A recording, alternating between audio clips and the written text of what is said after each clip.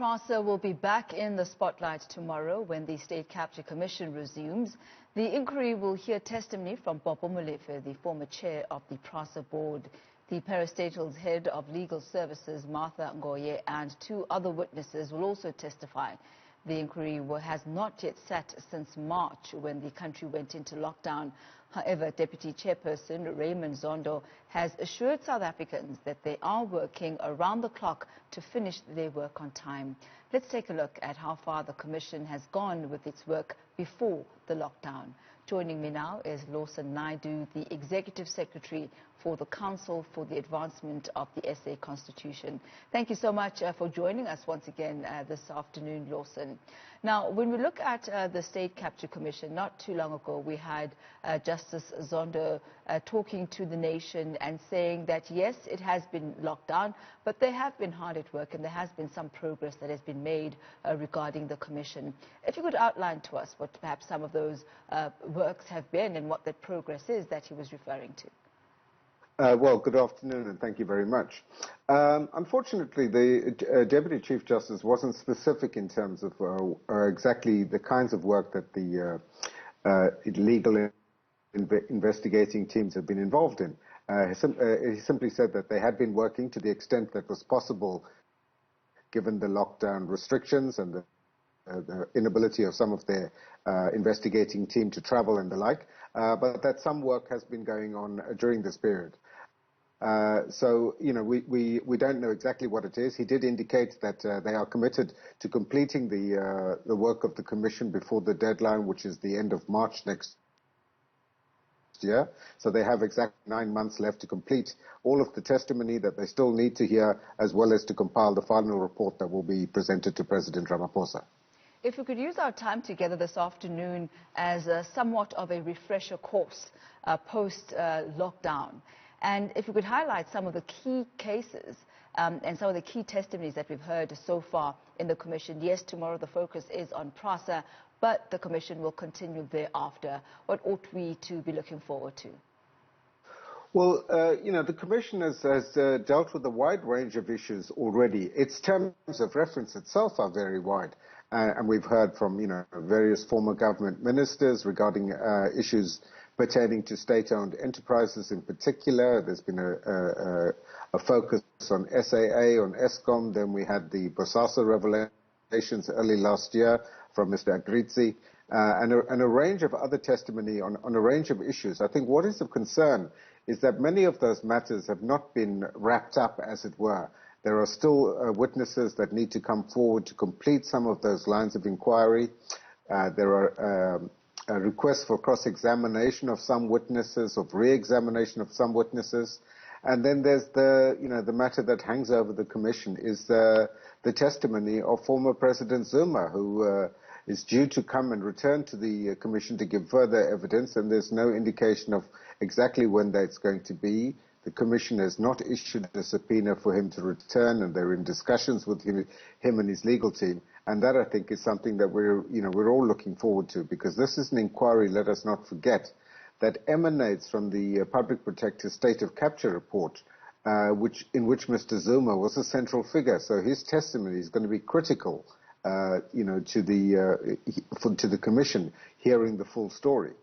And who are some of the new, quote-unquote, key players that we ought to be looking forward to hearing from, those whom we expect to give either a response as they give their testimony? Well, there are a whole range of actors that still need to come before the Commission. You know, people involved in state capture issues relating to, as I say, state-owned companies. That has been a big part of the focus of the Commission. And you know, I think this is one of the things where we need some clarity from the Chief Justice, is exactly how it is that they're planning to use the time that they have left, this 9 months that they have left, to hear as many of the witnesses as they possibly can, and yet produce a report. It's quite clear, and I think the Deputy Chief Justice has made this clear, that they're not going to be able to deal with every single aspect of the terms of reference that they have as a Commission, and he therefore needs to prioritize certain issues to ensure that they are completed, so that he can make meaningful recommendations to the President and perhaps to law enforcement agencies in that regard. The issues where he's not able to complete an investigation and doesn't have time, he needs to isolate those and include that as part of his report to say that these need to be pursued and taken up by other investigation agencies in the future. So you have made reference to the call for an urgent report to be put together. Do you think that this is something that the Deputy Chief Justice would adhere to, or at the end of this commission, will there be a sense of resolve for South Africans? Ultimately, that is the question. Well, on the issue of an interim report, this has been a call that has come from several directions and over a long period of time to the Deputy Chief Justice that he should be issuing interim reports as issues are concluded so that the law enforcement agencies in particular can pursue those matters further and institute prosecutions where possible. It's quite clear from the responses of the Deputy Chief Justice that this is something that he is not keen or willing to do. So I think it's very unlikely that we are going to see any interim reports. And, this is going to have an impact ultimately on the final report of the Commission in terms of what it's able to say and whether it at once, places a whole number of cases before the country at the same time and requires the investigation authorities such as the Hawks and the prosecuting authority, the NPA, to then take up all of these matters at the same time, whereas if there were interim reports, they would be able to pursue those investigations and prosecutions while the Commission is still underway. Now, let's look at the NPA and the Hawks that you've just mentioned now. They recently released an update on the VBS bank investigations, and we are seeing people being arrested. We've seen that happening. Looking at the Zondo Commission and what has come out of it, do you have faith in the two institutions, and do you think they are capable of bringing those implicated to book?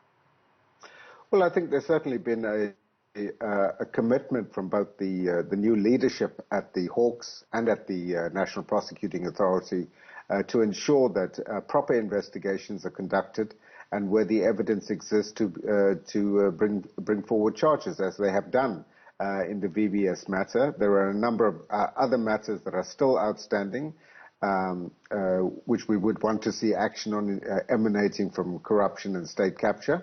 But I think the leadership in those organizations have said to the South African public that they are doing their best in the circumstances. We must acknowledge that those institutions were particularly hollowed out under the previous administration. The NPA and the Hawks in particular, they deviated from their mandate significantly. So rebuilding capacity in those institutions is going to take time. It's not just about replacing the heads of those institutions, but giving them the necessary capacity, the investigative and prosecutorial capacity to actually bring successful cases to court. So I think they are perhaps operating with less pace than we would like to see, but I think it's better that they get things right rather than rush and try to prove that they are heroes and heroines and mess up some of these cases. So I think that it's better to on the side of caution and to make sure that their investigations are thoroughly performed before they bring matters before the courts. And Lawson, before I let you go, what is the likelihood of having the Gupta family appear at the commission? Well, we know that the extradition matters are taking a very, very long time. I'm not sure that anything's going to be concluded by the time the Commission winds up its work early next year. So I would have to say that at this point in time, it seems very unlikely that the Gupta family will appear before the Commission. They've clearly not wanting to do so. And it's going to be dependent on the Hawks and the NPA getting information from other jurisdictions in order to be able to prosecute some cases here, at a future date once those extradition formalities have been completed.